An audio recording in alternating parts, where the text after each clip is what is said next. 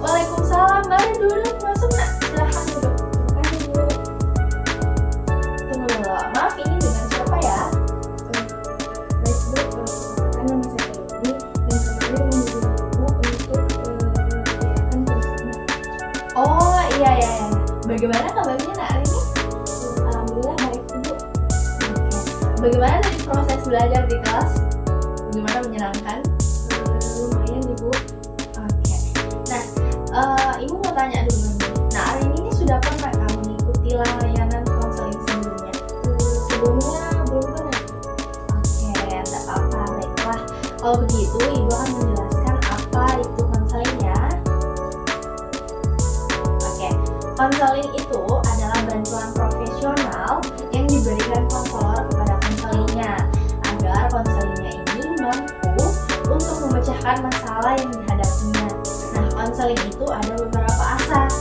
Nah, asas yang pertama adalah asas kerahasiaan, dan yang kedua adalah kesukarelaan, ketiga keahlian, keempat kegiatan, kelima kemandirian, dan masih banyak lagi. Nah, selain itu, asas kerahasiaan ini menjamin semua informasi Nak Reni ini yang disampaikan tidak akan bocor, atau bisa dibilang hanya Ibu dan Nak Reni yang tahu.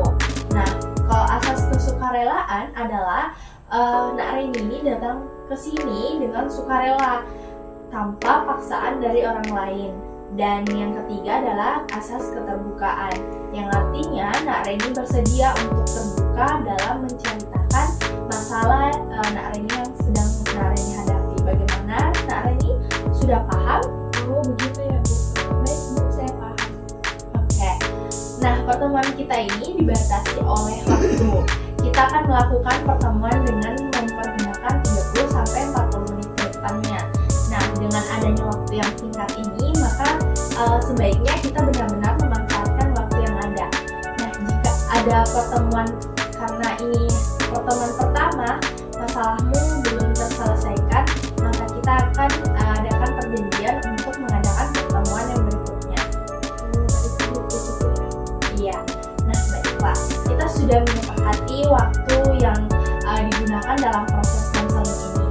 Nah, sekarang coba kamu ceritakan masalah apa yang sedang kamu hadapi. Jadi begini Bu, belakangan ini saya sering sedih karena guru kimia saya sering memarahi saya. Oke. Sering dimarahi. Kenapa? Mungkin karena nilai ujian saya yang Tidak maksimal ya. Oke, coba kamu ceritakan hal-hal apa yang membuat kamu bisa memaksimalkan ujianmu. saya merasa sangat frustasi Bu dengan kimia karena nilai ujian saya selalu rendah. Oh, rendah ya. Jadi kamu merasa frustasi karena akhir-akhir ini nilai ujian kimiamu selalu rendah. Iya Bu, saya merasa sangat frustasi dan saya merasa saya tidak akan pernah bisa Yang saya mengerti perasaanmu Nak Reni ketika kamu mengatakan bahwa kamu merasa tidak akan pernah bisa memahami kimia. Pelajaran kimia itu apa yang sebenarnya kamu pikirkan saat itu? Saya selalu berpikir bahwa saya memang bodoh dalam kimia Bu, dan tidak akan mencoba lebih keras lagi karena hasilnya akan tetap sama. Oke, itu pikiran yang berat ya Nak Reni. Mari kita coba identifikasi pikiran otomatis yang muncul ketika kamu mendapatkan nilai yang rendah. Pikirkan otomatis apa yang muncul di benakmu. Saya langsung berpikir Bu bahwa saya tidak pintar dan tidak ada lagi harapan untuk saya bisa lulus kimia. Baik, sekarang kita akan menganalisis ya pikiran tersebut. Nah, apakah ada bukti konkret yang mendukung bahwa pikiran kamu ini bahwa kamu tidak pintar dalam kimia atau tidak ada harapan? Apakah kamu selalu berpikir seperti itu? Apakah ada bukti yang konkret? Iya Bu, nilai ujian saya selalu rendah dan saya selalu kesulitan memahami mata kimia. Oke, saya mengerti. Namun, mari kita lihat dari sudut pandang yang berbeda. Apakah pernah ada sesaat ketika kamu berhasil memahami konsep mata pelajaran kimia ini atau menyelesaikan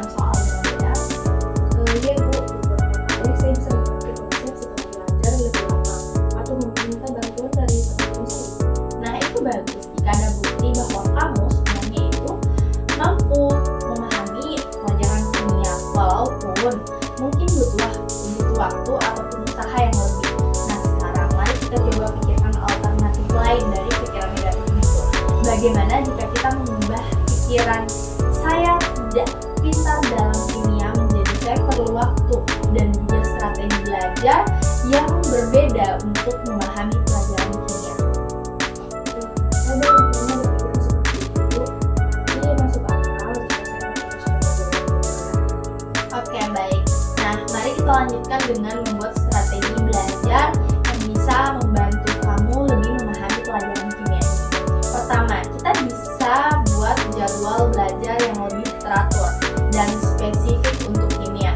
Kedua, kita bisa mencari cara-cara baru untuk belajar seperti menggunakan video tutorial, belajar kelompok, atau meminta bantuan guru di luar dari jam pelajaran. Nah, bagaimana menurutmu?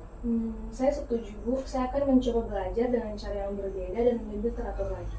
Oke, bagus sekali Reni. Selain itu, kita akan bekerja sama untuk mengubah pikiran-pikiran negatifmu menjadi lebih positif. Setiap kali kamu merasa tidak bisa, ingatlah dirimu bahwa kamu bisa belajar dan memahami dengan strategi yang tepat. Kita juga bisa buat catatan harian untuk mencatat kemajuan dan juga apa yang sudah kamu pahami. Bagaimana? Setuju? Saya setuju, saya merasa lebih optimis. Oke, bagus. Kamu telah menemukan solusi yang ibu pikir sangat tepat, dan apa kamu mau melakukannya dengan sungguh-sungguh? Tentu saja Bu, saya ingin meraih prestasi saya seperti dulu lagi. Nah, ibu yakin kamu bisa. Kamu adalah murid yang berprestasi. Kamu tentu tahu apa yang terbaik untuk kamu. Baik Bu, saya senang sekali jika hari ini benar-benar bisa saya laksanakan dengan baik. Saya juga berjanji akan belajar lagi agar bisa sukses dalam menghadapi ujian pertama. Ibu sangat senang mendengar antusiasme. Nah, apakah masih ada yang Reni ingin sampaikan? Saya rasa untuk saat ini sudah cukup Ibu. Oke, baik. Ingat, perubahan tidak akan terjadi secara instan, tetapi dengan usaha yang konsisten. Kamu bisa, kamu pasti bisa melihat hasilnya. Kita akan bertemu lagi minggu depan untuk mengevaluasi kemajuanmu. Tetap semangat Reni. Terima kasih Bu Ana, saya akan berusaha sebaik mungkin. Oke, berhubung waktunya juga sudah habis, mari kita akhiri proses konseling sampai di sini. Kita akan bertemu di minggu depan. Baik Ibu. Oke, baik. Bagaimana perasaannya Reni sekarang? Sekarang saya merasa senang dan bangga Ibu. Saya juga sudah tahu apa yang harus saya lakukan ke depan. Oke. Jadi setelah konseling ini berakhir, rencana apa yang akan kamu lakukan? Saya akan mencoba mengubah pola pikir saya dan menjadi jauh lebih rasional. Oke, baik. Semoga kamu bisa konsisten ya